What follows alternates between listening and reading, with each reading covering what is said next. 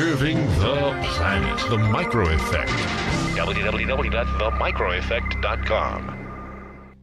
You take the blue pill. The story ends. You wake up in your bed and believe whatever you want to believe. You take the red pill. You stay in Wonderland. And I show you how deep the rabbit hole goes.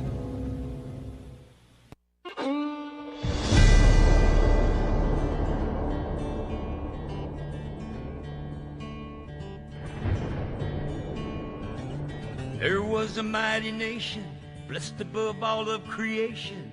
It was a rare and precious pearl,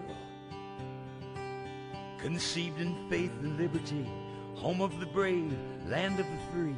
It was the envy of the world. But this shining city on a hill has turned from the Creator's will and let evil take control. Now the reckless men who lead them want to strip away their freedom and to steal their very soul. Now it's smoke and mirrors, switching bait, criticize and confiscate and let the guilty walk away. In this once righteous, godly nation, in the halls of education, they forbid a child to pray. They say we need to spread the wealth. They pretend to guard the health of the feeble and the poor, while the hand they hold behind their back confuses and conceals the fact that the wolf is at the door. There's an unseen hand that pulls the string. Well, good morning.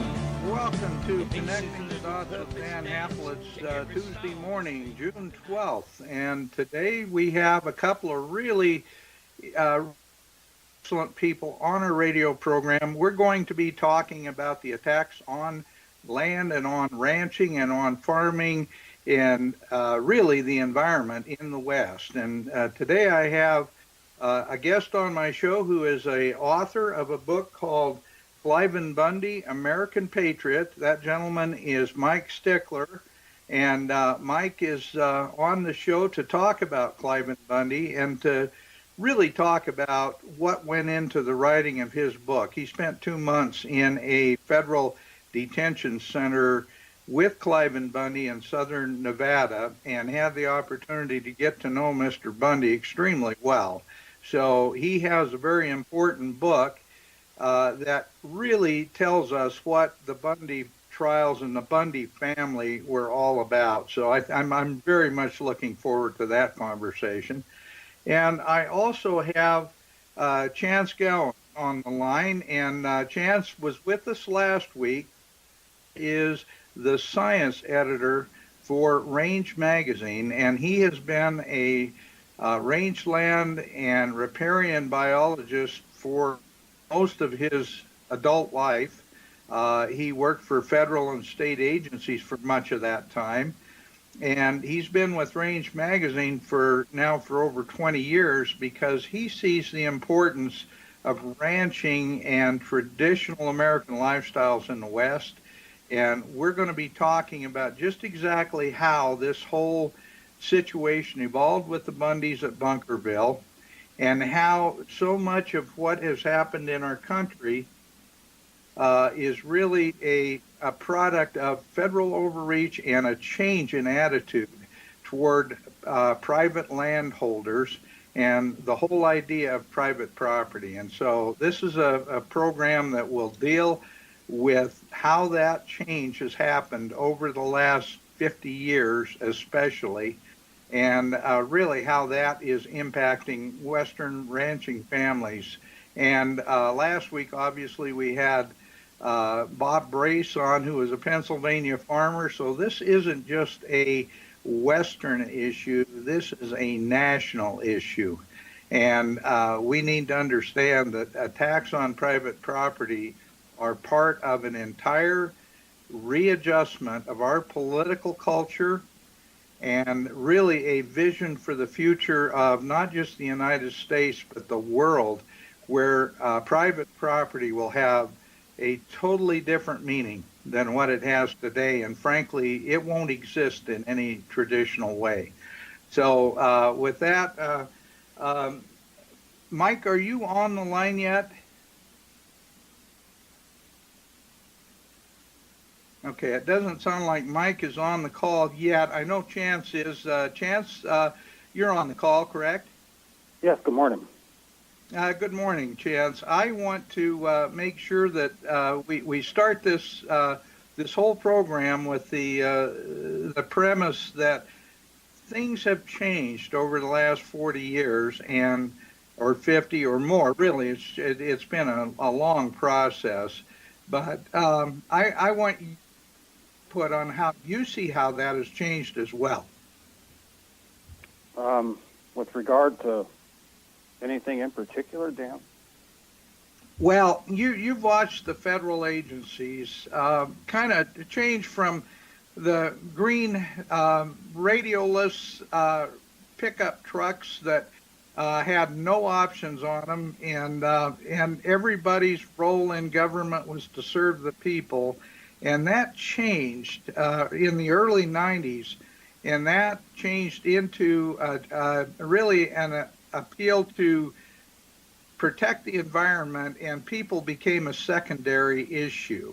And with that change, the kind of vehicles that the government were driving, the kind of restrictions they had on their actions started to change, and they became a lot more like a police force or a military force than just your average forest ranger, nice guy that everybody liked and everybody. That's been changing, hasn't it? Well, absolutely it has. Just as a little background for your listeners, yes, I did work with the Forest Service off and on throughout my career, mostly in research, but at times in management. And I was with a number of other state agencies, fish and wildlife agencies, that sort of thing. And shoot, I can remember back when I first started going out in the field and research. Everybody looks at research and they think, oh boy, that's the glamorous place to be. And I guess in some regards it is, but research guys, we never had any money for anything. The fish and wildlife management offices would be out front, and then back behind the offices, kind of where they park the trucks, there'd usually be a couple of old broken down trailers that maybe BLM had donated to us back in the 60s because they were uninhabitable. And that's where research wound up, and you never knew where your next paycheck was going to come from. And, yeah, we rode around in pickup trucks that none of them even had power steering, much less radios. And we would go out and camp or stay in places that most people wouldn't even consider staying for weeks at a time, doing the work because we felt like it was important. And we were trying to look at it from a management perspective, but we were always, at least at that time, trying to look at it as objectively as possible. What's really going on out here? How can we use these lands in a way that maintains the integrity, the ecological integrity for water quality and fish and wildlife habitat and soil condition, while providing resources for the people of this country to use. And one of the big things I've seen over the years, the major shift, is that these lands, meaning BLM and National Forest Service, are essentially unique in the entire world. No place has what we have with regard to millions of acres of public land that are set aside to be used and enjoyed by the people of this country in a multiple-use manner.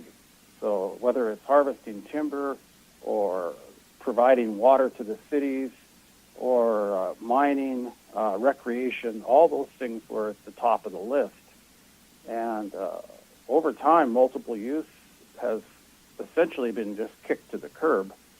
And the non-governmental organizations, the environmental nonprofits, have put so much pressure on these agencies through litigation and through putting their own people into the programs and into the agencies that whole multiple use concept and mandate.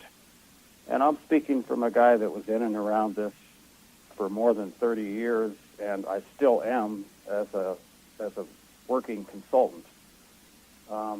It's completely changed.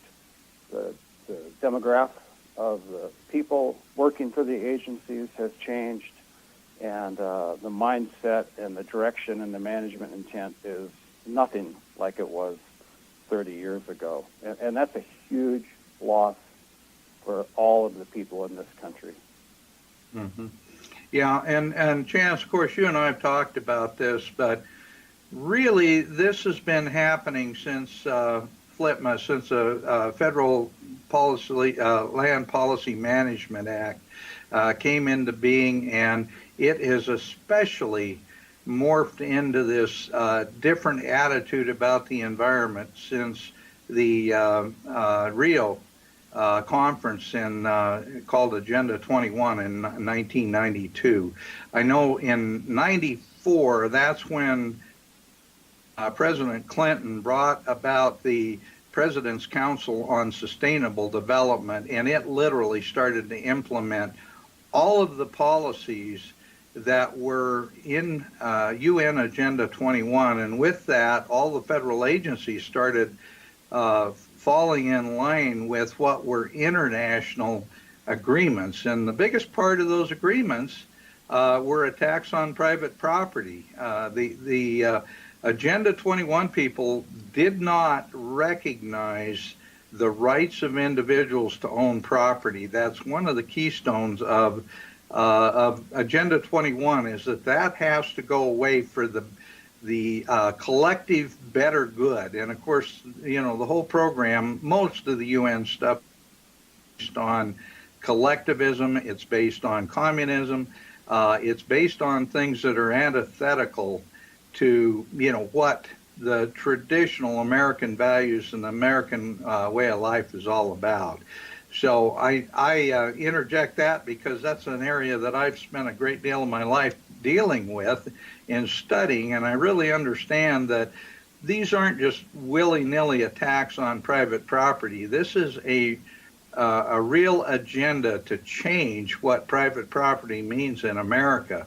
Mike, I know that you joined us on the line, and I want to bring you into the conversation because you wrote a great book called Cliven Bundy, American Patriot. I just read it over the weekend, and it is really an excellent view of the character of the Bundy family and the fact that they made their stand in Bunkerville as really a statement to understand, to make the American people aware of the fact that the government, the federal government, is not supposed to control the huge amounts of land that they do in this country.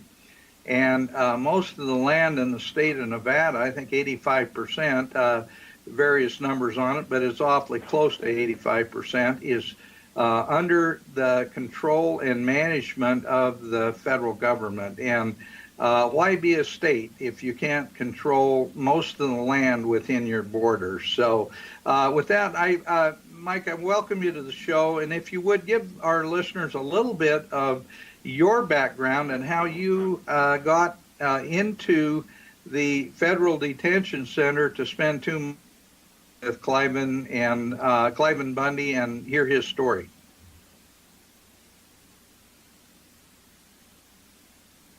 Be on the show with you and Chance.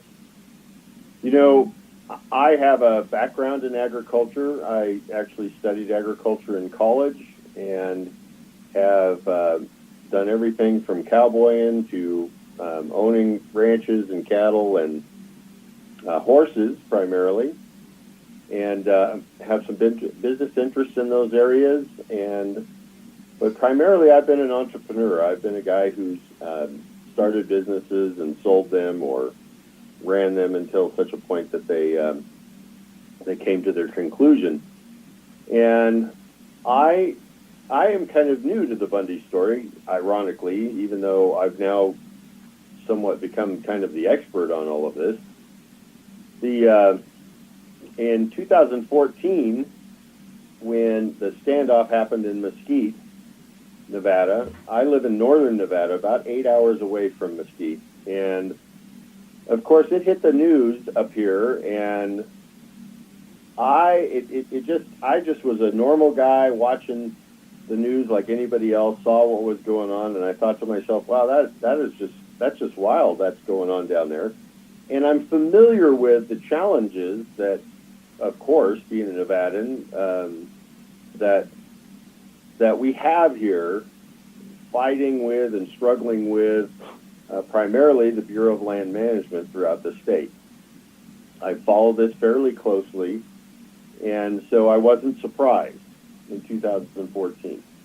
But I also was in the fight of my own life at that time. I was indicted by the federal government, by the IRS, and facing the full, well, at least it felt like the full weight of the federal government coming crashing down on me. And I was preparing for a federal criminal trial, which I did have, and ultimately was found guilty and convicted, and ultimately was sent to prison for 30 months in California. And the next time the Bundys came onto the radar for me was in 2016, when Ammon and Ryan Bundy and several others took the Malyard Refuge. It's really the Harney County Resource Center is what they took over. The Malyard Refuge Center is actually a distance away, but nevertheless, they took over the center there, and I remember why. Now I'm sitting in federal prison watching this, and I'm looking on the news, and I'm thinking to myself, what in the world are the Bundys doing in Oregon? Because again, I'm just an outside spectator kind of watching all of this. And I didn't think too much about it until they had their trial up in Oregon, and they were acquitted of their charges. And I remember very distinctly, we all met in the chapel that night, all the inmates in California, in Lompoc, California. We all met in the chapel, and we prayed, and we thank God that they were found innocent. And that's a rare thing, and the men in the prison know that. It's just an incredibly rare thing that if you go up against the government, that you will win. It's just extremely rare. And so then that was it. I didn't think too much more about it at all until I came to the end of my sentence, and they were shipping me back to California, bringing me back. Back to Nevada, and they dropped me off in Pahrump for just a couple of nights before they took me on into Las Vegas to release me, where I basically got stuck there, in essence lost there in the private prison for 2 months, where I met Cliven Bundy and ultimately became friends with him, which, with his permission, turned into his biography. And it's just really been a great joy and honor to be part of all of this. Mm-hmm. Well, Mike, I know that after reading your autobiography of Cliven Bundy, we fully understand that this gentleman was only trying to do what he knew was right, and he was really standing up against a federal, let's say, a Leviathan, the overreach of federal government, and making a statement that property was something that was a sacred right in the United States, and also making the statement that what is considered federal land really should not be, certainly in the western states, under the equal footing doctrine, should not be federal land, but it should be state land. And if the feds are there doing anything, it's just management. And if they don't properly manage, then they should turn it over to the states. And I have to say, when Bunkerville was going on, I was in Salt Lake City at the time with the American Lands Council, and we were doing a weekend seminar on the transfer of public land. So The reason I probably and thankfully I wasn't down in Bunkerville was because I was busy in Salt Lake doing something with the American Lands Council. So anyway, after reading your book, the one thing that stands out about Cliven is that he is a very sincere, hardworking, just a normal ranching guy, and after he saw 55 of his neighbors really run off their rangeland and taken out of the ranching business, he decided that the Bundy family was going to be the last stand, and that he was going to stand up for what he knew personally right. And it was never any kind of a military confrontation or anything else as far as the Bundys were concerned. And from the BLM standpoint, they came in literally like stormtroopers with the idea that they were going to muscle everybody out of the area. Give us a little bit of a breakdown on how that whole thing evolved and how ultimately the Bundys were kind of left alone there for a while anyway. Yeah, it's an interesting thing to understand. You know, Cliven is demonized throughout the mainstream media as this crazy old coot, scofflaw, militia member, an anarchist, a religious zealot, a cult leader. He's been portrayed in 100 different ways. And honestly, when I met him, I kind of expected that he would be a bit of a wackadoo myself. And I thought after I talked to him for a few minutes that soon he would get out his tinfoil hat and start telling me about, obscure conspiracy theories and those kinds of things. And what I found out after sitting with him and talking about agriculture and cattle, and one of the very first things he asked me was how could he improve his herd's breeding program, because I'd studied agriculture and my focus was on farm animal reproduction. So he was asking me questions, hoping maybe I could help him with some things. Maybe he could learn something, when in fact I ended up learning more from him than he ever did from me. But what I found out is the man's just a rancher like 100 others I've met here in the West and I've known personally. He's a Vietnam-era man. He's a guy who was raised his family in the same home there in Bunkerville, and no television, and has worked his whole life. Just an honest, great guy. Anybody you would want for your uncle or cousin or grandfather. Has one focus, and that is all he wants to do is farm and ranch. He actually considers himself more of a farmer than a rancher, and he has a long lifetime history of farming melons and alfalfa hay in the area, clear down to the besides just his range area. He's actually raised cattle clear down, raised alfalfa and melons clear down by Lake Mead. The guy's just a genuine guy who watched 53 of his neighbors and friends either be pushed out, managed out, or forced out, or bought out from the range that he shared with all of those other folks. And the cattle and sheep livestock grazing in that area has been long established. I've actually, since we both were released, we both went up to the ranch, and he showed me cisterns and wells that have been there since the early 1800s. He showed me just incredible things that long-time established mines that are there, and active water that's happening out there on the range. It's a rough place to raise cattle. There's no doubt about it out there. And yet families have been doing it for years.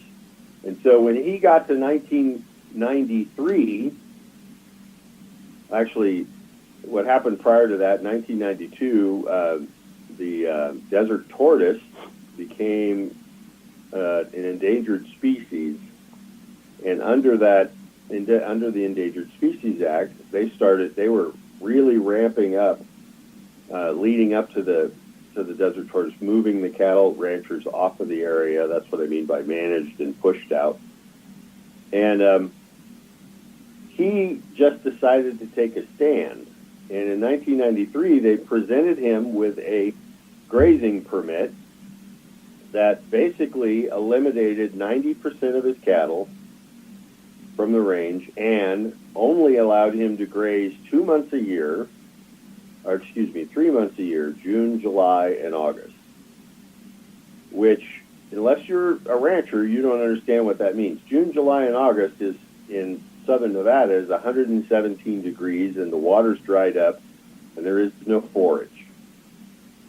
So they were basically attempting to manage Cliven one more time off the range, and he refused. And that's where he said, "No, enough. You're not gonna do this to me." And Cliven has a deep heritage there, and he has a deep connection to the land. You know, people don't understand, if you haven't been raised in agriculture and been on a ranch or for a number of years, every nail and every shingle on every roof has a story. Every hole that was dug has history to it. Every building has meaning and love and memories. Every cow and every calf and every horse and every colt comes from a long effort of breeding livestock in order to improve them. You just have all this. It's much more than creating, you know, a widget or a product or a service. It's much more than that. And Cliven just doesn't want to, though he's been offered, he doesn't want to leave. He wants to continue what he's always done. Raising melons, raising alfalfa, and raising livestock, where his family's been doing it for 157 years.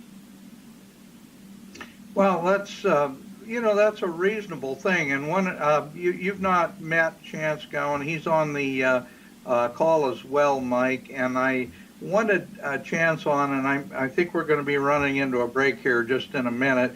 But the reason I wanted Chance on is because he spent years doing range management studies and riparian studies. He's a biologist, and one thing that comes out of all the studies that Chance has done, or virtually all of them, are that the range is better when it's utilized for grazing. Domestic livestock is one of the better ways to make the range more productive for the wildlife there. And certainly the Bundys with the tortoise situation and all the rest, this would be a good subject, and I'll have a chance to pick this up on the other side of the break, to talk about his experience as a biologist on why it's important to allow ranchers and domestic livestock to utilize the range in these areas like Southern Nevada. So we'll pick up on the other side of the break with that, and we'll continue our discussion.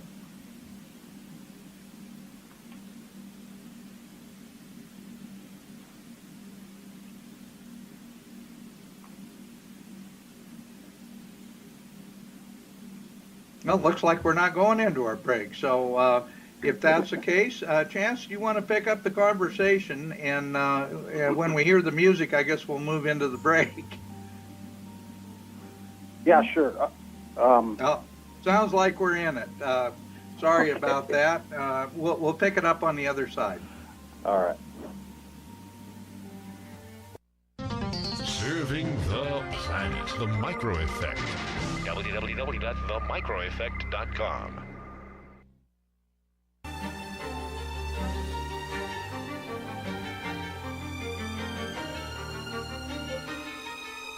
Welcome back to our radio show, and I want to continue our conversation with Chance Gowan. And Chance, you were talking about how important the range management issues, how grazing. I know I've read a number of articles by you and other writers in Range Magazine that show clearly that good range management and grazing are a positive thing for the environment. They're positive for the wildlife in the area as well.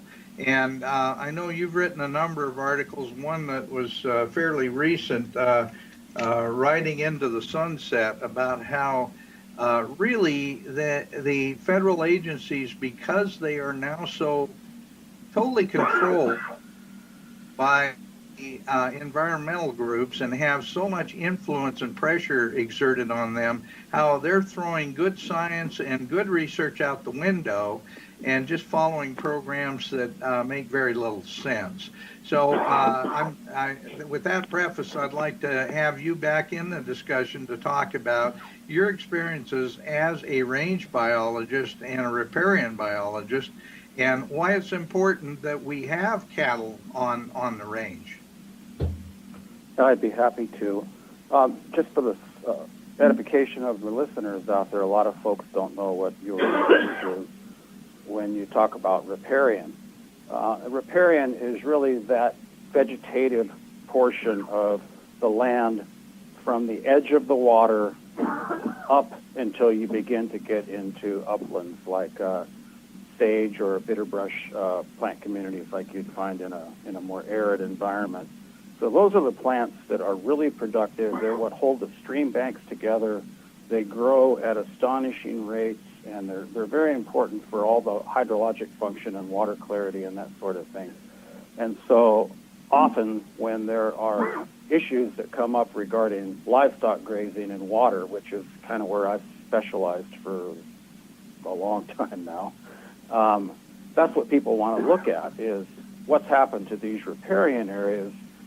Cattle come down, they graze, they'll trample the banks, they'll eat the vegetation. They don't really eat a lot of it because it's just really not all that palatable and it's not all that nutritious, but they will eat it and they will trample it. But what people have forgotten is that it's easy to take a snapshot in time and see something like a piece of ground that's been grazed heavily. And it's very, very short. And to most people, you say, what's overgrazing? And they'll look at it and they'll go, well, that's it right there. Look, it looks like a carpet. They've grazed it right to the dirt. When, in fact, that's actually a positive thing for grasses in particular, and that they need to be grazed.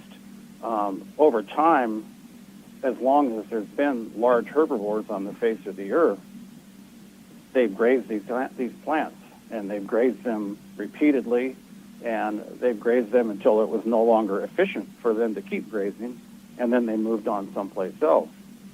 So without that, and without the effects that the grazing has physiologically on the grass production, it also has tremendous benefits to soil. And just from a simple perspective, looking at the ability of water to permeate down into the soil, it's a well-known scientific fact that soils, especially in more arid environments, which is where a lot of our ranchers are, will cap. They'll kind of seal over, and water will hit and run right off them. Well, when you have large hoofed animals like bison or cattle, or back before they had hooves, dinosaurs, walking around, they disturbed the soil. They broke it up. They gave places for the seeds, when the grasses and the other plants germinate, to fall and actually gain a foothold in the ground and produce roots and grow. And so, I've looked at exclosures. I've got a set of exclosures down in Southern Nevada that I've been watching for 30-some years.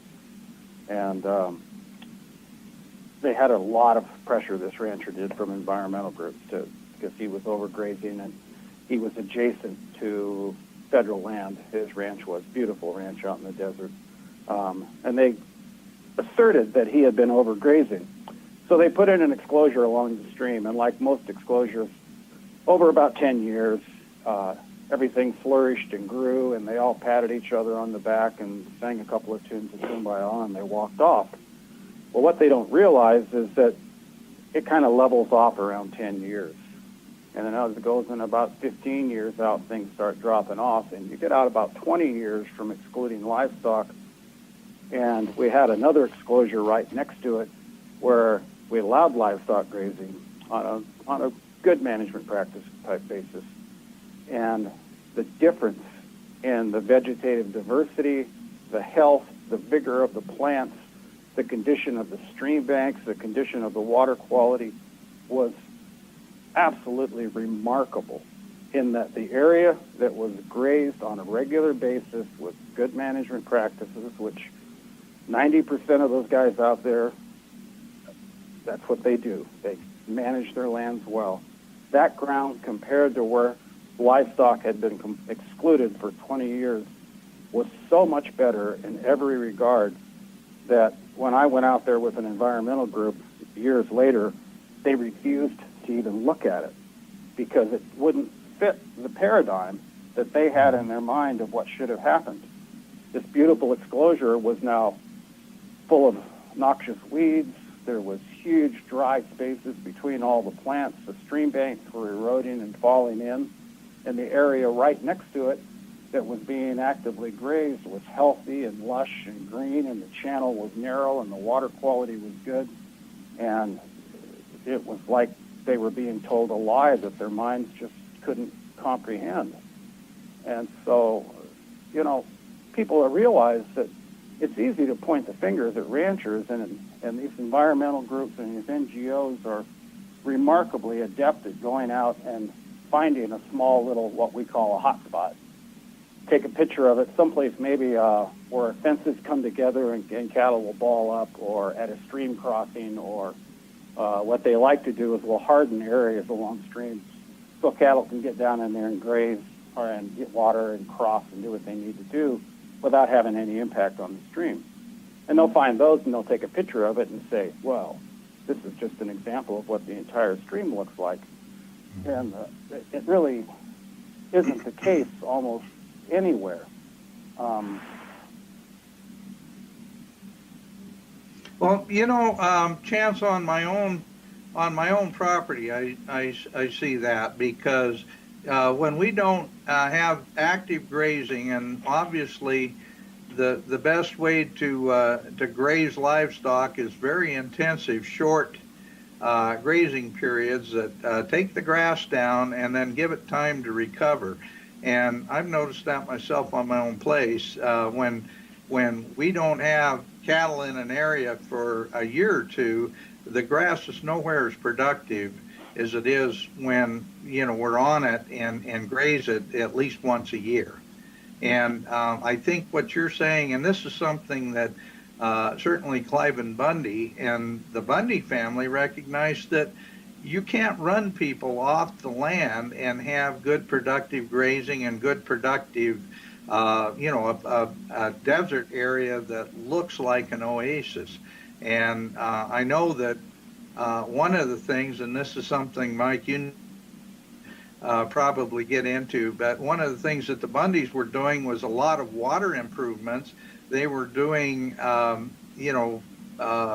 watering tanks and things like that, and the tortoise and a lot of the wildlife were taking advantage of those water assets. And when the feds went in, they started tearing those water assets out, and what a mistake! What a tragic mistake!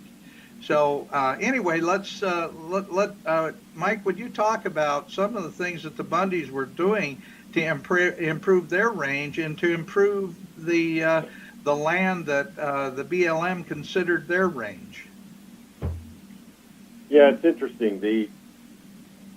Until you go out there and actually drive around on the range that he grazes his cattle on, and it's important to understand that he does. The Bundys operate on about 600,000 acres surrounding their 160-acre headquarters, and that 600,000 acres is not deeded property. It's publicly owned property that he has grazing rights to, and he also has dozens of water rights throughout that 600,000 acres, some of which he bought, some of which he inherited, some of which was deeded over to him as neighbors left.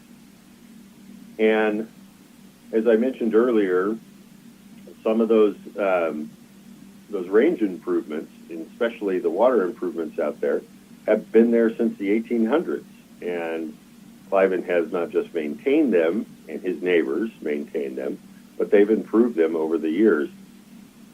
In some cases, Cliven's got stretched out 20, 30 miles of seep line. He's got hundreds of miles of pipe buried and properly maintained throughout, getting water throughout all over that range. Most of it coming from springs that are up in the mountains, coming down into the lower elevations. And it's really astonishing to think about it if you're out there and you're actually looking at it, to realize just exactly how deeply they have improved that range for water use. And there's no doubt about it. It's not just the desert tortoise, but all the livestock take advantage, all the wildlife take advantage of it.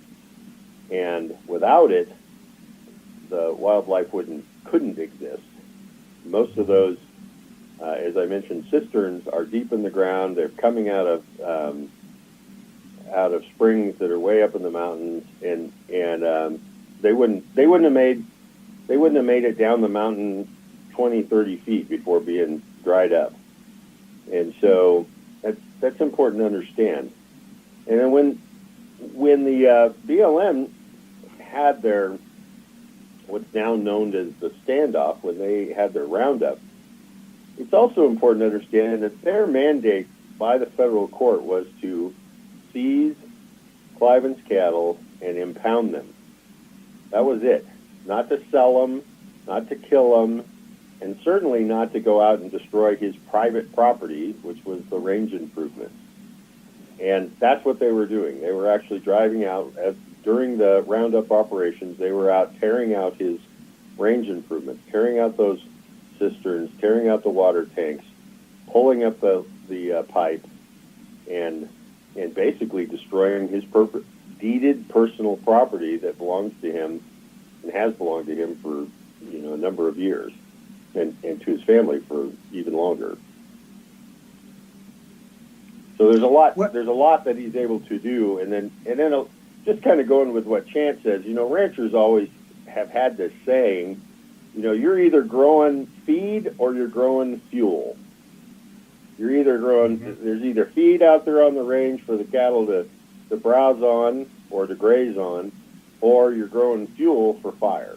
And that's another thing that's in a stark contrast as you go out on the range that Cliven has worked on for so many years. You can see hundreds of acres that are burned to the ground, and those burns are from 20 years ago, and there's nothing there. It just looks like moonscape. And then on the other side of the road, if you will, is just forage that's growing, so robustly. And also, you're talking about a space that's so vast that it's hard to really get your head around the fact that the few cattle that Cliven has out there is really making any kind of detrimental impact whatsoever. If I could jump in here for a second. You get out on that desert range, a lot of times the carrying capacity of the land is a couple hundred acres per animal unit. So, you're talking very, very sparse grass and very sparse forage out there. And anything that, as far as the grazing that they do on it, improves it, because it takes the dead stuff out, or the stuff that's going to die, and it allows new growth to come back in.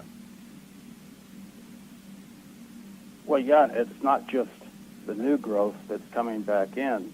It keeps those grass plants and the other forage that they utilize. They eat a lot of shrubs when they're out there as well. It keeps them, that stuff young and succulent, and contributes back to the nutrient cycling that keeps those plants healthy. So grasses, when they're not grazed, they grow tall and they tend to die from the middle out. And I'm sure when you guys have been out, you've all seen that. And there'll be big bunches of grass where the whole outside is nothing but dried up, tall, dead grass. And if the plants aren't grazed on a regular basis, that's what happens. And the grass eventually dies out and there'll be dead circles in the middle of it. But when the grass is grazed on a regular basis, then it keeps it stimulated, it keeps the ground disturbed, it keeps it reproducing seeds, it gives for water infiltration, it puts nitrogen back in the soil. And all this isn't possible unless there is some sort of a large herbivore. And here we have cattle because that's what's out there and that's what's utilizing it. That's what keeps those grounds healthy. Mm-hmm. Well, and Chance, one of the things, and I'm going to get Mike to talk about this, but one of the things that came out of this was the politics of Harry Reid and the solar farming industry and the trade-offs that were made to the environmental groups in return for them backing away from the, well, let's say the taking of large tracts of land for solar farms by promising these groups the Gold Butte area, which is an area that's right square in the middle of what Cliven Bundy was using for grazing land. And so what they did was they promised the environmental groups that they would make this off limits for cattle or anything else, and it could become tortoise ground. So Mike, you want to tell our listeners a little bit about that process, because that's huge. Yeah, what most folks don't understand is that the Bundys were left alone by the federal government for over 20 years. Once Cliven refused to sign an agreement for a new grazing permit, they pressed the issue in civil court and then pretty much left it alone. They renewed the civil court judgment a couple of times, but not much happened until 2013. So what I went to go try to figure out was why this was happening. And I had asked Cliven, what was the motive? What was going on? And Cliven just simply said to me, it's about a land swap. Well, we were sitting in Pahrump in prison at the time when he told me that. I had no access to the internet, and yet I did remember something kind of unique about something another man told me while I was in prison in California. See, ironically, I was locked up with Harry Reid's attorney in California, and I was actually his friend. And this man had actually opened up the whole land swap idea in the Mojave Desert. What was going on is, as we all know, Las Vegas has been growing and sprawling out into the desert over the last 30, 40 years. And as it does that, what they have to do under the Endangered Species Act is when they're going to take property for commercial purposes, they have to designate land somewhere for the endangered species in perpetuity. And so what they were doing was, and I use as an example in the book, when they went to build Summerlin, which is a beautiful planned development community in northern Las Vegas, when they went to build Summerlin, they had to, when the developer wanted to take all that property and build homes and commercial business property and all those kinds of things, they had to designate property somewhere else. Well, the difficulty was under the Obama administration, there was a real passion for renewable energy.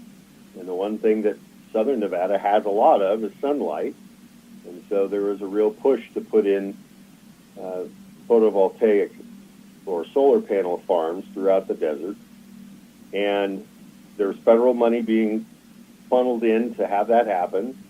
And of course, the environmentalists were raising, the red flags. Well, wait a minute, you're taking this land for commercial purposes. You need to designate some place to to have for desert tortoise habitat. And of course, Harry Reid, who was the leader of all of this federal activity going on and the solar panels and making those things all happen, he also was beholden to the environmental lobby for donations and those kinds of things. And so the timing is really important to understand. Why did they push the Bundys in 2014? Why was it that year was so important after leaving them alone for 20 years? Well, according to the Democratic leaders in Southern Nevada, what was happening was that there was a decision to take and make the Gold Butte Refuge into a national monument. They wanted to turn that into a national monument where they would have places for endangered species and others to be. And they wanted to do that early on into the process. Well, President Obama wasn't willing to do that. He didn't have the legislative willpower to do that. They had just gone through the red tide of the midterm elections. They were losing. They didn't want to try to make that a fight. And so there was literally a very a public promise that he would use the Antiquities Act to make Gold Butte a national monument on the way out the door at the end of his term. Hey, Mike, we're going to have to break for a commercial break, but keep that very thought in mind, and we'll pick it up on the other side of the break. Sure.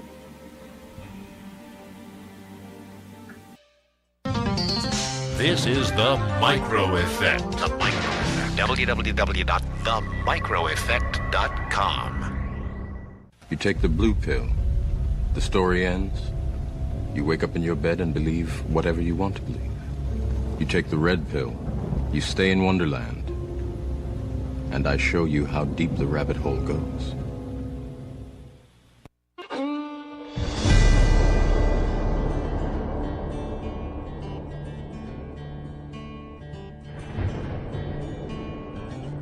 There was a mighty nation, blessed above all of creation.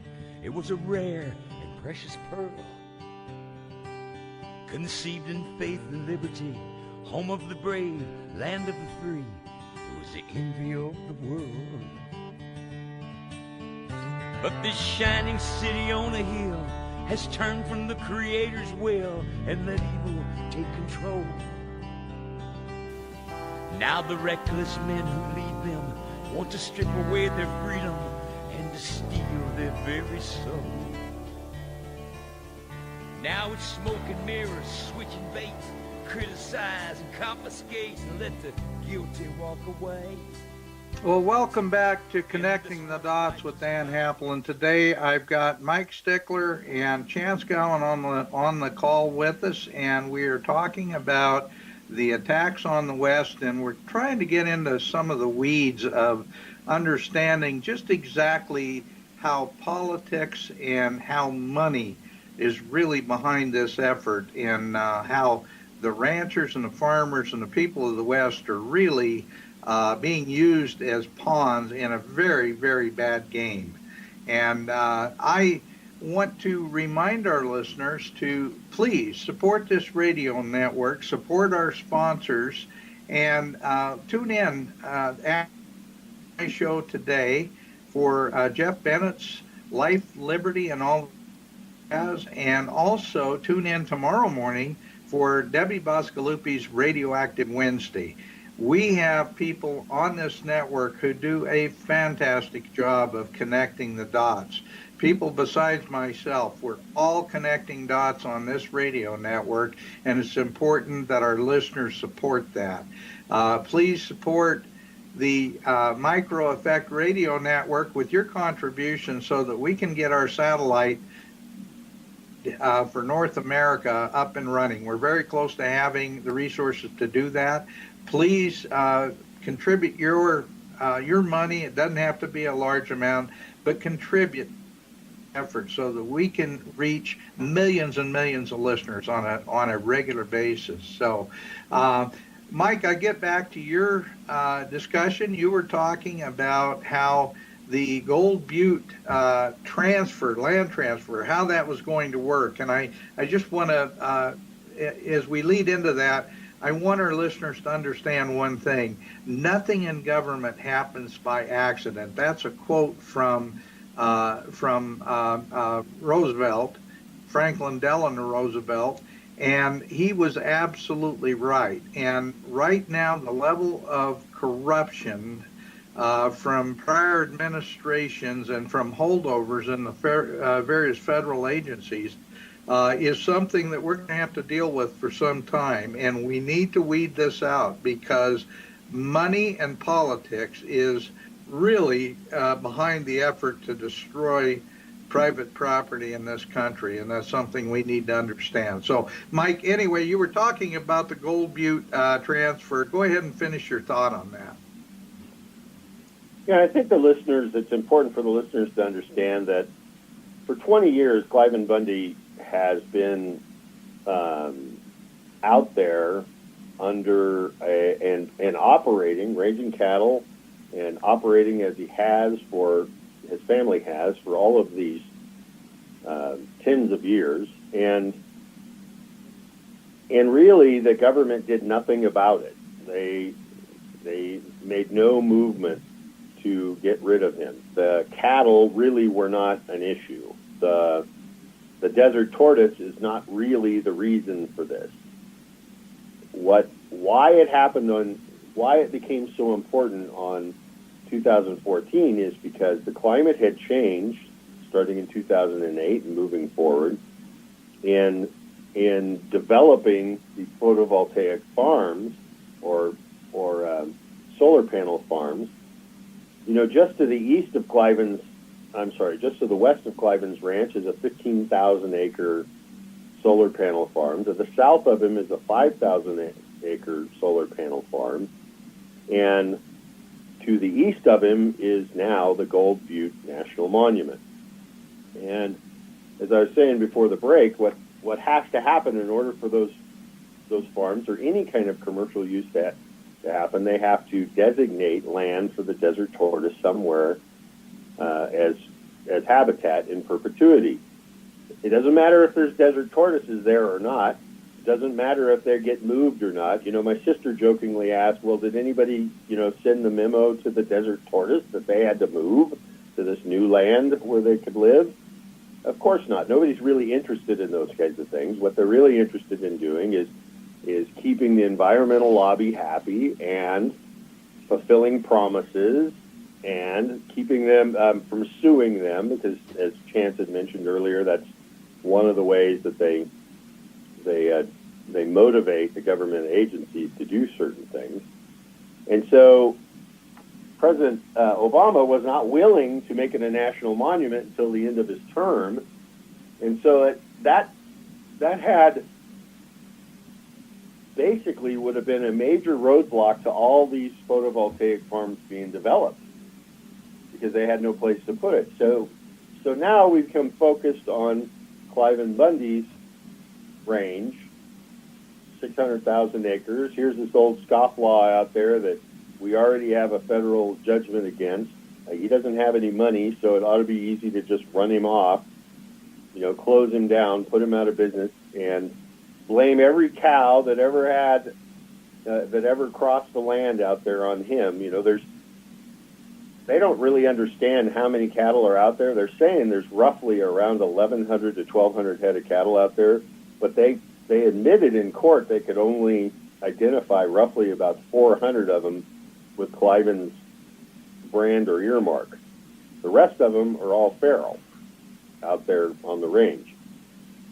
And yet, that becomes the issue, that becomes the focus. And so what they did was, once that became the focus, is to get rid of Cliven, they went to the county sheriff in Clark County there, Sheriff Gillespie, to enforce the court order and to impound the cattle and to move them off the range. Well, Sheriff, and by the way, it's important to note that they needed to do that because under FLTMA, they have to actually use local law enforcement to enforce the law.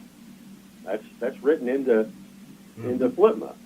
And so they went to the sheriff, and the sheriff wouldn't do it. The sheriff first said, I'm not interested in helping you because, one, your court order is so old, it has no effect.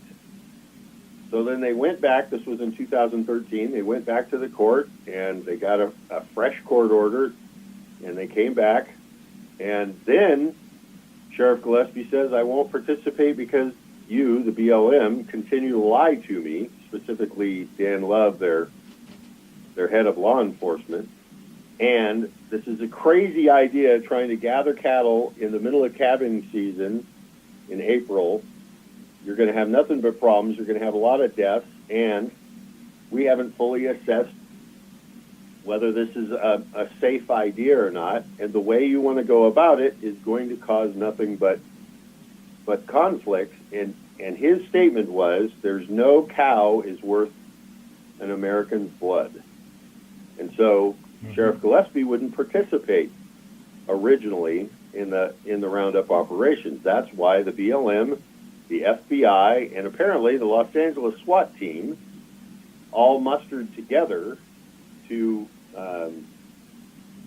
build an army of roughly 200 men and women in full tactical gear with MRAPs and drones and sniper positions and illegal wiretapping, videography. They closed down the roads. They closed down the state highways. They closed down the air traffic over the area in order to gather up 400 cows, roughly 400 cows, to stop this terrible environmental disaster that was happening, when in fact it was really about designating Cliven's Range for tortoise habitat so that they could continue moving on with their commercial activities. That's what it was about. And that's why it was happening in 2014, why it was so important to happen in 2014.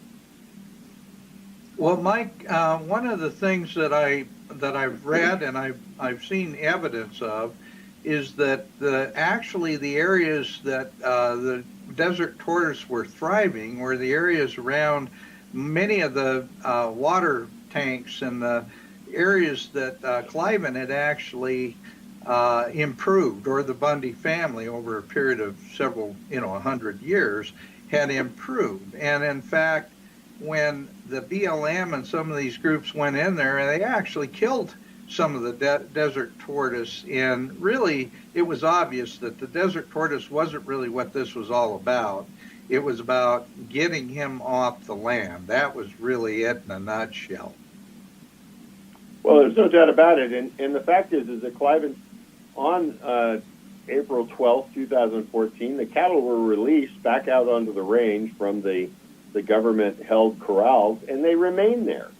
And they still have made no effort to get rid of them. It is not really about cattle being out on the range, okay? It was a desire at the time to have a place to satisfy the land swap. That was what it was about. And otherwise, people just missed the whole motivation of it. It's still, Cliven's cattle are, to this day, still grazing on that range, to this day. Right, and nobody's up in arms about it, except for a couple of environmentalists who would be up in arms about it anyway. Mm-hmm. Well, and that's why Chance is on the call as well, because Chance has got a really excellent background and perspective on the NGOs and environmental groups that are really kind of pulling the strings of the BLM and the Forest Service and some of these federal agencies. That has really changed over, the last 25, 30 years, really since the late 80s. Chance, talk about how these environmental groups have so much control over politicians and the various agencies. How did they get that kind of control? Well, there's a lot of ways that they've gained that control, Dan. One of the things that became clear to me as I was listening to this past discussion here is the change that's occurred in research on our federal lands. You know, I'm an old school guy, but when we went out, you would spend, my personal self, have spent thousands of hours looking between the ears of a cow horse, riding out across the desert where you can really see what's going on. You can see the land, you can feel what's happening around you. You get done at night, you camp, you get up in the morning, you're there, you're living in it. And at the same time, we're conducting highly objective, measured, scientific evaluations of what's happening on the ground. One of the things that's happened now with these principally environmental nonprofits is, and it's spilled over into the whole demography of those people that are now inhabiting these positions in the federal government. Now, instead of going out and spending the time and doing the government isn't funding that type of research anymore. It's funded principally by private dollars, and we used to get grants too. But the grants essentially came with no strings attached. Now these grants come, and they're funding people to do what they're calling research so they can prove the point that they want to prove. And as I mentioned in a previous show with you, you know, my old mentor, Jack Moore Thomas, once told me that it's very easy to design a research project to tell you anything you want to know. The trick is to design one that you will not know the outcome until you've collected and evaluated all the data. Well, that's not happening these days. They're designing studies to tell them what they want to see, and instead of people going out and spending time on the ground, now there's lots of dog and pony shows, show me tours, where a parade of people will get in a car and trucks and they'll drive around and they'll stop at a designated point where in one way or another it shows what these environmental nonprofits are wanting to show. So it could be, as I spoke about earlier, a crossing in a stream, or a place where there's been some sort of anomaly that's caused a concentration of cattle, or maybe caused a stream bank to erode through natural processes, but they can point at it and say, oh, well, see, this was cattle. And that's what everybody sees. And now that's also the groups that are actually working within these federal agencies. In my last years there, I was furious, way beyond astounded. I was just furious that I could not get these so-called biologists to leave their dadgum office and get out on the ground and look at what was going on, much less try and conduct some sort of an objective evaluation of what was happening. Just get out there and walk around and kick some dirt, because that's not in their interest anymore. So when you combine that with the financial influence that these groups are able to exert on our governmental agencies, and a lot of that's being done through litigation. One of the ones that I battled with, and I'm proud to say my name is a swear word to them, is the Center for Biological Diversity. They're a medium-sized organization in the western United States, and just to grasp the leverage that these groups have, this is a medium-sized group.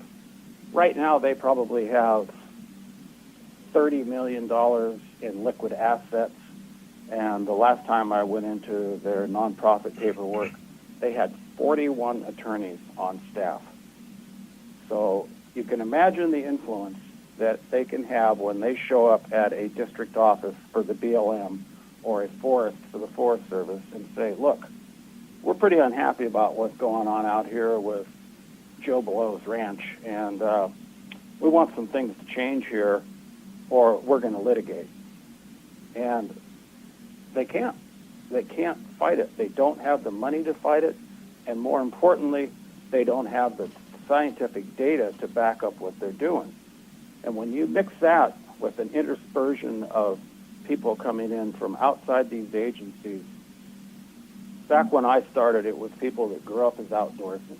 And as we got older, we thought, you know, I'd love to have a career where I could be involved in this and look out for these things that I think are so important out there and learn about them. Well, now it's a whole different group of people there, and their biggest objective is to move their way through the system, get themselves in a regional office in a big town like Portland, where they can collect a good salary, get good retirement, good benefits, and go skiing and, do all the sorts of things that yuppie-type people like to do. The old guys that wanted to get out there on the ground and study it aren't really there. So when these nonprofits come in and exert that pressure and take them to court, the agencies have a very difficult fight in it, even if they want to. And as I've written in a number of different times, their desire, their backbone for fighting these things is gone. They've given up, they've thrown in the towel. And then when you mix in on top of that federal regulation like the EAJA, the Equal Access to Justice Act, that allows these nonprofits to sue Forest Service or the BLM and sue them on 10 points.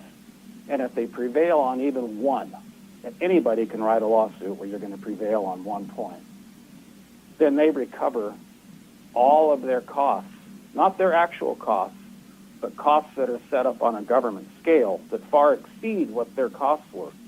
So just the act of litigating is a money-making act for them. And through all these processes, these NGOs and these environmental nonprofits have been able to leverage so much against doing what's right on the ground and making things happen that only fit their paradigm. Exactly how they wound up with Gold Butte. Mm-hmm. Yeah, you're right, and we saw that. We see that a lot in Montana because we've got two people in this state that are at the center of virtually every lawsuit against the timber sale on federal land. And one of the things that's kind of come up is that now many of these federal agencies, they don't even put up a fight. They've already determined ahead of time they're just going to roll over and stop the thing. They'll pretend maybe through one hearing or something that they're going to try to fight it, and then they just roll over. So the political will is not there, and the amount of money that's going into these things is just phenomenal. I know that right now the Buffalo Commons in eastern Montana is a huge issue, and the Weiss Foundation is one of these groups that can come in from outside of our country. The Weiss Foundation is a Swiss and French group that actually can come into the country, and they pump billions of dollars into conservation easements and things that exclude land from any kind of really good multi-public use. And have conservation easements like crazy around the country. So, Chance, you're absolutely on the money with this. The connection between NGOs, environmental nonprofits, and all the things that are happening that are literally shutting off ranching in the West.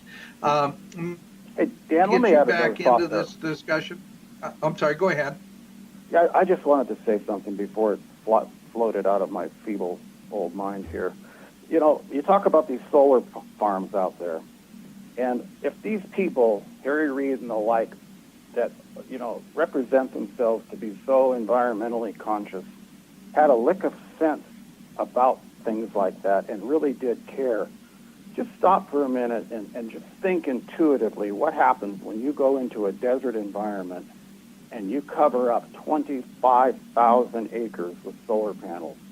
Yep, they're intercepting all the light, and they're running it down a tube, and they're turning it into energy, and on the surface, that's a good thing. But what's happening to the ground underneath it? They've completely changed the microclimate underneath all of that ground. And when that changes, everything from the hydrology to that area, to the vegetative structure, to the native species, is pushed out, because now it's not what they evolved with. It's no longer conducive to the natural environment that was there. They've completely changed that climate underneath those panels. And what it does instead is makes it a breeding ground for invasive non-native species to come in and get a foothold where they couldn't have otherwise survived. But now you've pushed out the native plants that are better at competing there, created an environment where they can't be there, changed the entire hydrologic flow of that area, and then they turn around and wonder what happens and why we have things like knapweed and leafy spurge and, you know, everything else you can think of, rush skeleton weed, taking over the West. I just had to throw that out because it just really dawned on me. I hadn't thought much about these solar panel farms because I haven't seen them. But go ahead. I'm sorry to interrupt. No, that's a great point. And the fact is, you know, we've had the same thing in Montana. We've got these wind farms, and boy, you talk about killing raptors. They're like a slice and dice for various raptors, and for some reason the environmentalists don't get too concerned about all the dead eagles and hawks and vultures and all these raptors that are becoming, you know, being jeopardized because of these wind farms. So you're right, it's a selective inattention. I wanted to get Mike back in here because I wanted to mention that the Bundy family had been in that area since 1847, and they actually were there before the treaty that between Mexico and the United States that ceded that part of the country to the United States. So they had been there since before that was part of the United States, and they had been ranching in that area. That treaty is called the Treaty of Guadalupe Hidalgo. And so it isn't like these people were squatters on the land. They were there before it was ever not just a state or a territory, before it was even part of the United States. Mike, you've been involved with this whole process. The history of the Bundys in that area is a long and very, very proud history, and they have been in that area literally since 1847. It's true, and what's ironic is that most of the detractors that will deny that, say that's not true or you can't find records of it or whatnot. You know, it's not very difficult to find records. There's actually a statue in the middle of Mesquite talking about Cliven Bundy's maternal side and how they'd been in the community, established in farming and ranching. One of the founding fathers is of that area, as well as now what's known as the Arizona Strip, which is just east of them there on the Arizona border. The Bundy family, there's a town called Bundyville. The Bundy family has been in that area for a long, long, long time. And what Chance is saying, these biologists that don't leave their office, well, we have journalists who don't get off the internet and actually put a little work into figuring out things. Before the 1990s, we didn't have an internet. Most of the journalists don't know that. And most of the information before the 1990s, almost all the information that was kept in papered records remains in papered records. It's never been uploaded into a database onto the internet. And that makes sense if you think about it, because that's extremely costly thing to do to keep and maintain records on an internet, so some journalists could easily research it and figure it out. So it's just not real hard to follow. The second part to understand is that the Bundys, being a Mormon family and rooted in their Mormon faith, have been migratory in and around that area for a while. So they might move to one area and then come back to another area, but they've been there the whole time. Mike, we need to break for a commercial break here, but pick that thought up on the other side. Okay.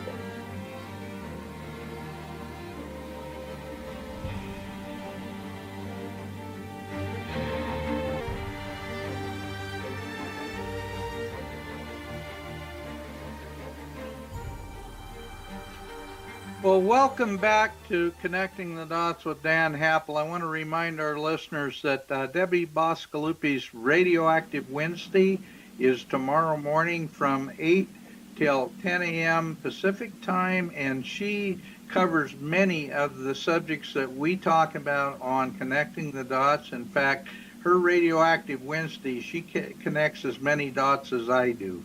So please join in to listen to her show tomorrow from 8 till 10 Pacific, and also join this week after my show and after Debbie's show to Jeff Bennett's Life, Liberty, and all that jazz. And I also want to remind our listeners, please support this radio network, support our sponsors. We need your support to make this effort to reach America something that makes sense.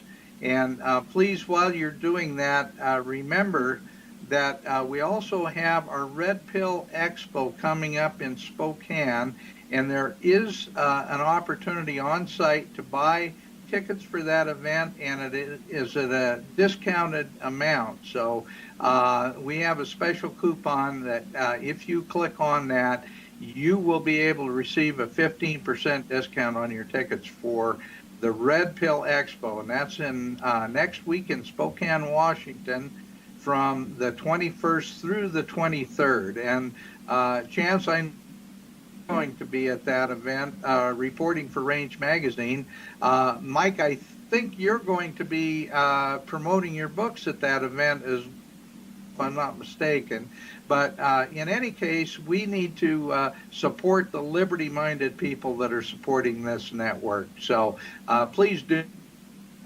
Okay, Mike, let's go back to your thoughts. You were just starting to talk about how the history of the Bundy family in the Bunkerville area in Nevada, and how, part of the ranching heritage that they have had for 150 years is something that's being threatened and destroyed by all these environmental groups that many of them haven't existed more than maybe 15 or 20 years. Yeah, it's very true. Out on the range there, the very range that Cliven grazes his cattle on, within Cliven's lifetime, the sheep herders from St. George, Utah, used to drive 120,000 head of sheep down in the springtime, down through that same exact range, rounding back up through what is now the Gold Butte National Monument, and then back up to St. George. They called it the spring drive. And Cliven would tell you that the tortoise, because of the sheep, the tortoise thrived even more than they ever did. They do today because of that maintenance that those sheep would bring. And out there in the range, you can see Cliven still uses them today. The vast, large watering troughs that they built just to graze all of those sheep. They're still out there. They're still full of water. They're still being used. And so this land out there and throughout the West has this long, long history that has been kept primarily by oral tradition, families sharing, and those kinds of things. And it wasn't until this push in the 90s by the environmental groups to drive off all livestock in that area. In fact, Chance, just so you know, the last I looked at it, the Center for Environmental Diversity, I believe they have about $300 million in their savings account, in their endowment at this point. So they have a tremendous amount of money. They also have, they were the ones that were putting the pressure on the BLM to get the Bundys removed. In fact, the BLM had a web page kind of explaining their motivation of why they wanted to get rid of the Bundys. And clearly that web page listed that they were going to be sued by the Center of Environmental Diversity if they didn't remove the last rancher out there, Cliven Bundy. And then once that hit the news, that webpage hit the news, they quickly took it down. And that webpage, by the way, you can see it in archived sites. If you go and look for it, it's still there. I listed it in the book and talked about the various things that they claimed. But this is really a push, and I described it in the book as a carrot stick method. So what the environmental lobby will do is they will threaten to sue. That's the stick. And then if you abide by their direction and what they want, then they'll give you the entity money for research, or associated entity for research, or they'll put their friends into the office, as Chance was saying. It's an amazing thing to realize that there's that much influence, and they're not conservationists. It's really, as Chance is describing it, they have a conclusion that everyone has to reach. Doesn't matter what the science is, doesn't matter what the truth is, doesn't matter what the reality on the ground is. It is a conclusion that, in their mind, everyone has to reach it. And it's also one of the reasons why they're so upset that the federal judge dismissed all charges on the Bundys, because that conclusion wasn't reached for them. They didn't get what they desired, which was the Bundys all going to prison and that land being vacated by livestock altogether, that was the conclusion they desired. Yeah, Mike, I need to let you know too, and I'm sure your research probably has already shown you this, but I want it for our listeners. Also, Chance, I'm sure you know this as well. But non-governmental organizations did not exist prior to the early 1950s. They are an invention of the United Nations. They were created so that they could create social and political change within countries where these NGOs existed. And it is basically, NGOs are created so that they can be a fourth branch of government that's completely outside of our Constitution. And I'm sure that's what Cliven Bundy understood that as well, and a lot of other people, frankly, understand that tax-exempt foundations and non-governmental organizations, tail wagging the dog politically and socially in our country and around the world, and these people are completely outside of any accountability by individuals, by voters, or anything else. They are a fabrication of the United Nations. Okay, sorry, I didn't mean to proselytize, but I want to bring that in because a lot of people just don't even understand what a non-governmental organization is. No, that's very true.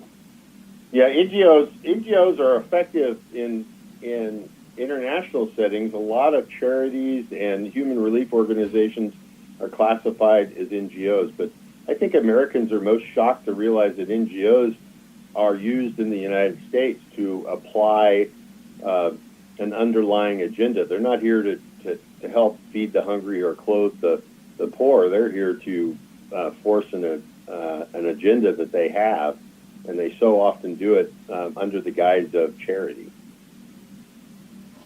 No, you're right. Chance, you've run into NGOs so many times, and you talked about it earlier in the show. Your experience in dealing with these NGOs, they're almost completely unaccountable and out of control in the West, in our federal land agencies. Isn't that a pretty accurate statement? Absolutely accurate. Unaccountable is the best way to sum it up. Not only are they not beholden to anybody, they have a money-making machine that is absolutely, utterly shameless.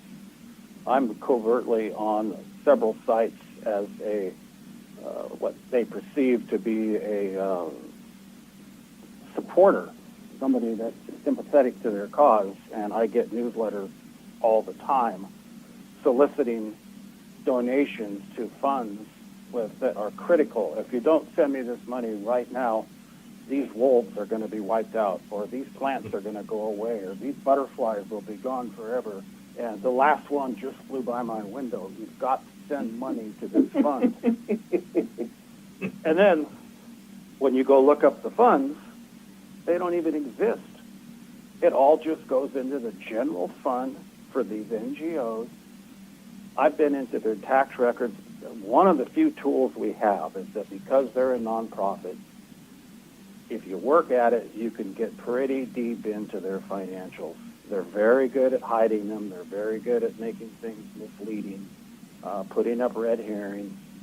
But I've been into the depths of several of them, and those funds don't exist, but yet they can solicit as though it's critical. And people living in a big city, you can paint a picture of anything and sell it to somebody if there's only one side being presented. And I try so hard when I work with these ranching groups to help them figure out ways to present our side of things so that people can at least make a semi-educated decision before they write a check to some Friends of Bambi group. And the fact that the federal government does essentially nothing in the way of oversight is shocking. And when it does, nothing happens. Look at what happened to the Humane Society of the United States back in 2013 and 2014. They were taken to court under the RICO Act. That's corrupt organizations and racketeering. You know, that came to be back in the Al Capone days. You go to court under RICO, and you've done something really bad. The Humane Society of the United States paid $16 million in fines, and it hurt them for about a year. And then they came to the Super Bowl, and a year later they put millions and millions of dollars worth of ads on Super Bowl Sunday, showing some guy holding a little sick puppy saying, "Won't you please help?" Well, by then, the news had died down. People had forgotten that this was really a corrupt organization. And they sent them money, and they were back on their feet again. Except for one little detail that nobody really understands, and you can look this up.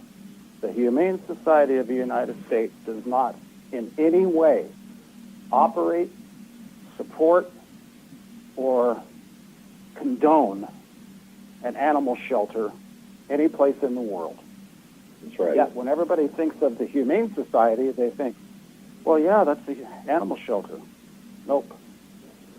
Their number one goal, their stated agenda, is to end animal-based agriculture across the United States and across the world. Their number two agenda is to promote veganism. Now, how does that have anything to do with what they go on TV and have people send money to help a starving puppy? So when you ask about them being unaccountable, how's that for an example? That's great. That is absolutely great. And I can give you another one. When I was a county commissioner, I dealt with the livestock board in Helena, Montana, and we were dealing with wolf predation issues. I went over to a meeting over there one time early in the morning, and I got into the meeting about 5 minutes late because I was driving through a snowstorm. But in any case, there was a gentleman at the other end of the table, and he was pretty much running the meeting, and he was talking about the need to put $20 million into the farm bill, and that it should be used for not only for giving ranchers compensation for damage by wolves, but also that same farm bill, they would be doing experiments on hazing and so forth and non-lethal ways of controlling wolves. And I didn't realize this guy, who he was, and I said, well, why should the taxpayers pay for that? Didn't the NRDC and the Defenders of Wildlife agree to pay all those fines, all those fees when they got the wolves introduced in the first place? And the gentleman at the other end says, we don't have that kind of money. And I said, now, wait a minute, who are you? We don't have that kind of money. And he said, well, I'm Bob Harrison. I'm an attorney for the Natural Resource Defense Council, and I'm here to talk about this subject. And I said, well, Bob, what do you mean you don't have that kind of money? He says, well, we don't do that sort of thing. And I said, well, I just downloaded your financials at about 3 o'clock in the morning for NRDC, and you guys raised $500 million over the last 2 years to try to get the wolves relisted. Don't tell me you don't have that kind of money. Well, they blew right past it. He totally ignored any statement I made. And I'll be damned if they didn't get that farm bill passed. And guess what they did with a lot of the money, the funding didn't go to the ranchers. It went to experiments on how to haze and how to keep wolves from killing your cattle through non-lethal means. So anyway, that's a good example. Mike, you've seen that sort of thing, certainly in the Bundys with the Gold Butte National Monument. They are using public funds, and they are using the press to promote the idea that somehow man is bad for the environment, ranchers are bad for the environment, and if they do things to promote nature, somehow everything's going to be beautiful and warm and fuzzy. It's actually amazing how much money and how much effort the federal government will put towards trying to drive their narrative and that the way they want things to be seen. As an example, just a few things that I uncovered in the book. They had budgeted $4 million for the roundup of Cliven Bundy's cattle. Going into it, they knew that they had somewhere between 400 and maybe as many as 1,000 head of cattle. They only collected about 400 head of cattle by the time the roundup ended. They had paid the contract cowboys $960,000 to collect those cattle. They had paid in advance a local, a Utah-based stockyard to sell Cliven's cattle, about $50,000 in advance, which, if you think about that, if you're in the cattle business, you never heard of that. You never pay a livestock yard, sales yard in advance. They get a commission off the sale, but the government paid them in advance.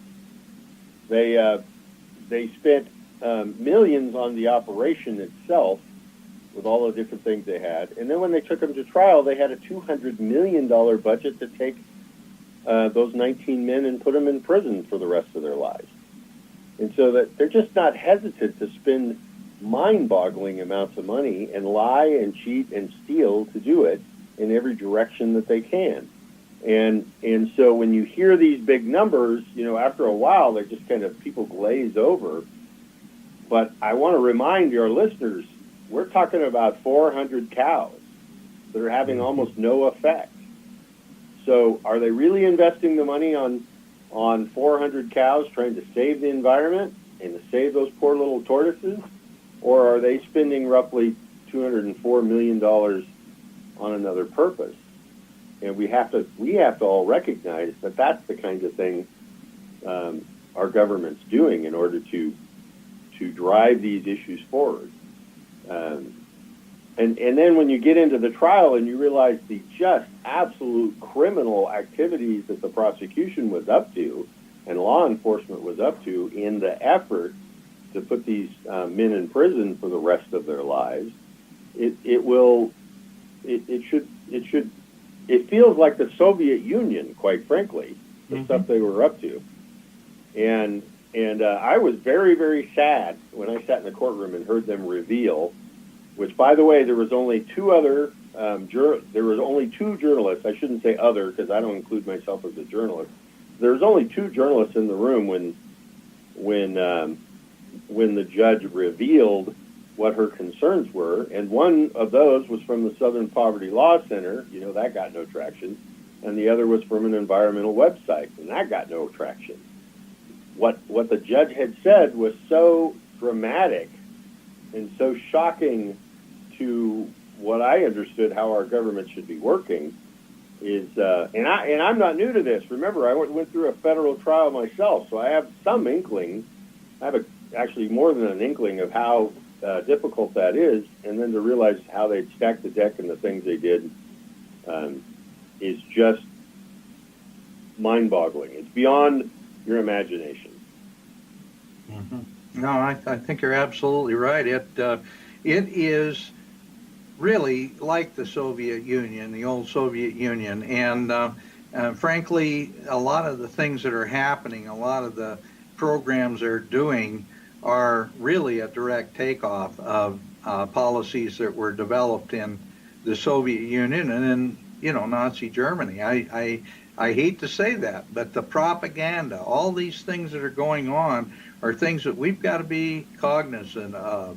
I want to give you gentlemen a chance to talk. First of all, Mike, I want you to have an opportunity to talk about your book and how people can get your book and how they can read it. And then also, I want to give Chance an opportunity to talk about Range Magazine. We'll start with you, Mike. Tell people how they can get your book and how they can really learn the things about the Bundy family that you learned. And incidentally, Cliven Bundy is a hero. He is a national asset. He is a patriot. Yeah, it's interesting that you put it that way, Dan, because when I started to write the book, I was a blank slate, and I didn't really have the understanding of how much animosity there was out there about the Bundys.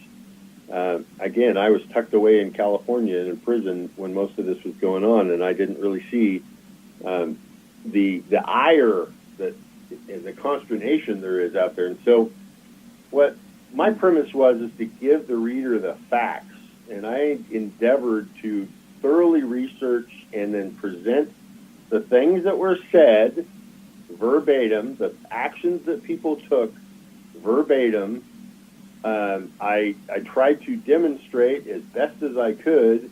There was a lot of stuff offered to me, but with no evidence, so I wouldn't present it. Only things I put in the book I could prove, so that the reader could actually look at it and say, wow, I didn't hear any of this, and then make a decision. I had unlimited access, unprecedented access to Cliven, and so I could ask him lots of questions. And I didn't cover the things that some might say he made bad decisions in. I put those in there too, so it's not just the puff piece.